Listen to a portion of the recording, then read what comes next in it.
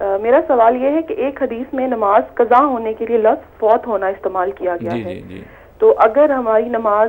قضا ہو جاتی ہے تو جس طرح فوت ہوئے ہوئے لوگ واپس نہیں آتے، تو کیا نماز کا فوت ہونا بھی اسی میں لینا چاہیے؟ یہ عربی زبان کا اسلوب ہے جی، یعنی فاتت الصلاۃ کا مطلب یہ ہوا کہ نماز رہ گئی، نماز جاتی رہی، وہ یہ مفہوم ہے، یعنی اس مفہوم میں وفات نہیں بولا جاتا۔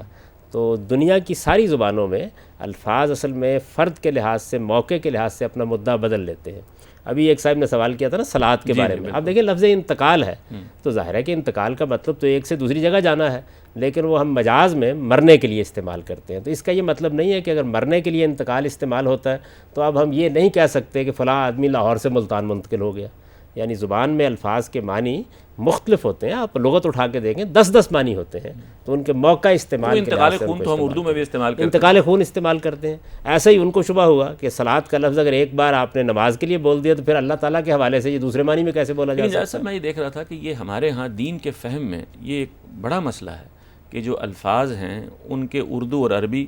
کا مسئلہ، پھر ان کے اصطلاح کے طور پر استعمال ہونے کا مسئلہ، اور اسی طرح سے ان کا حقیقی مفہوم یا ان کا کنایہ کا مفہوم، ان میں لوگوں کو بہت دشواری پیش آتی ہے۔ اس کی بڑی سادہ سی وجہ ہے، دیکھیے بات یہ جب اپنی زبان بول رہے ہوتے ہیں تو وہ فطری طور پر ان ساری چیزوں کا لحاظ کر رہے ہوتے ہیں۔